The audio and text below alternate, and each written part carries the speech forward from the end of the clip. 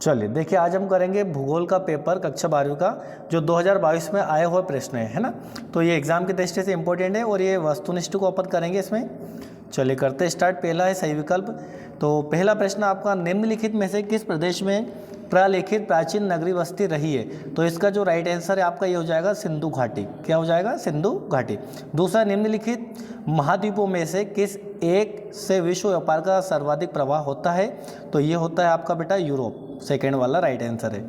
चलिए आगे बढ़ते हैं। देखिए सा वाला है आपका, वे कार्य जिनमें उच्च परिमाण और स्तर वाले अन्वेषण सम्मिलित होते हैं कहलाते हैं। तो ये कहलाते हैं आपके चतुर्थ क्रियाकलाप। क्या कहलाते हैं? चतुर्थ।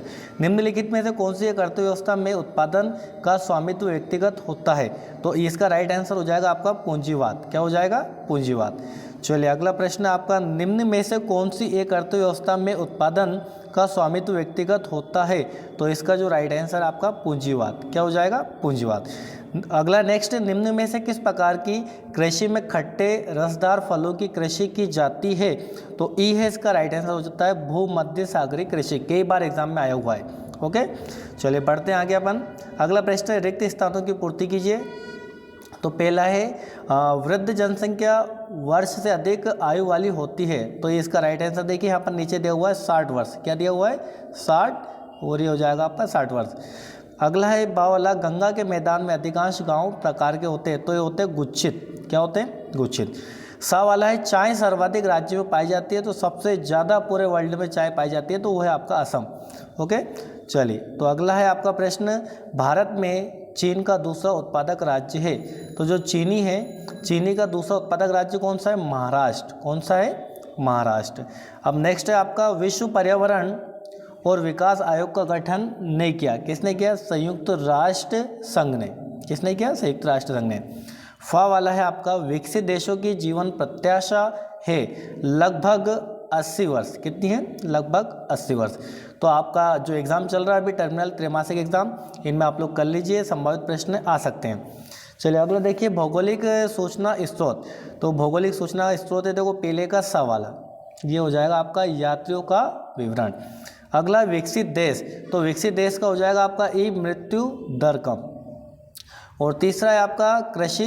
तो कृषि का हो जाएगा आ वाला आपका प्राथमिक क्रिया, जो कृषि कार्य करते हैं हम वो प्राथमिक क्रियाओं में आता है। अगला है नेक्स्ट अंतर्राष्ट्रीय संचार। तो यहाँ पर अंतर्राष्ट्रीय जो संचार है चौथे का हो जाएगा बा आपका कृत्रिम उपग्रह। और जो बचा हुआ है आपका आर्थिक विकास। तो आर्थिक विकास का हो जाएगा आपका द श्रम संगठन द्वारा।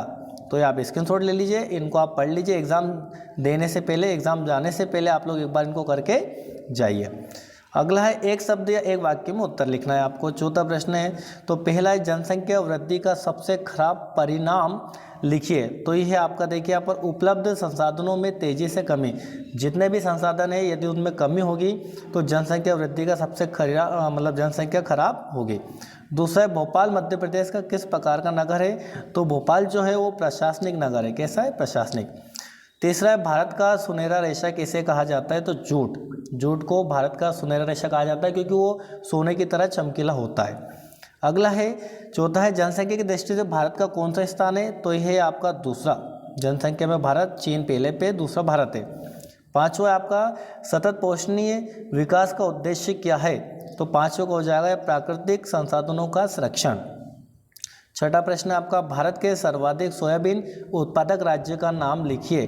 तो सबसे ज़्यादा जो भारत में सोयाबीन उत्पादन होता है आप सभी को पता है, मालवा क्षेत्र के अपन मध्य प्रदेश में। कहाँ पर होता है? मध्य प्रदेश में। ओके, अपन बोर्ड एग्जाम दे रहे हैं, MP Madhya Pradesh board exam. अगला सत्य असत्य। ग्रिफिथ टेलर नवनिश्चयवाद के जनक माने जाते हैं। तो ये बेटा बिल्कुल सत्य है, जो ग्रिफिथ टेलर जो है नवनिश्चयवाद के जनक है। दूसरा प्रश्न है, उच्च जन्म दर होने पर लिंग अनुपात बढ़ता है। ये भी आपका सत्य, यदि जो है जन्म दर उच्च है तो लिंग अनुपात बढ़ेगा। तीसरा है, गांव संस्कृति का आधार है। ये आपका सत्य है, जो गांव में देखते हैं अपन आज भी बहुत ज़्यादा संस्कृति मान्य है वहाँ पर, है ना, धर्म को बहुत ज़्यादा लोग मानते हैं। चौथा है, खनिज संसाधनों का संरक्षण आवश्यक नहीं है। ये बेटा असत्य है, जबकि खनिज संसाधनों का क्या है? संरक्षण आवश्यक है। तो यह असत्य हो जाएगा। और पांचवा आपका गेहूं की कृषि में मानव श्रम अधिक लगता है, ये आपका सत्य। जो गेहूं की अपन खेती करते हैं, आपको पता है बुआई होती है, फिर उसके कटाई होती है, फिर उसको निकालते हैं, तो इसमें श्रम मतलब मजदूर ज़्यादा लगती है, मेहनत ज़्यादा लगती है। स्त्रियों का प्रवास अधिक नहीं होता है, तो ये तो गलत बात है ना। तो नहीं होता है मतलब होता है, तो ये आपका हो जाएगा असत्य। स्त्रियों का प्रवास अधिक होता है। चलिए आगे बढ़ते हैं अपन, सत्य असत्य हो गए। तो यहाँ पर हमने जो पेपर कंप्लीट करा है, ये आपका जो है 2022 का पूरा ही पेपर हमने इसमें सोल्व करा है, जो वस्तुनिष्ठ अभी तक आए हुए हैं। तो आप लोग इनको कंप्लीट कर लीजिए और अगली क्लास में अपन करेंगे 2023 का प्रश्न। ओके, आज के लिए इतना ही। यदि क्लास अच्छी लगी आपको तो लाइक ज़रूर करें और अपने दोस्तों के साथ शेयर करें। जय हिंद।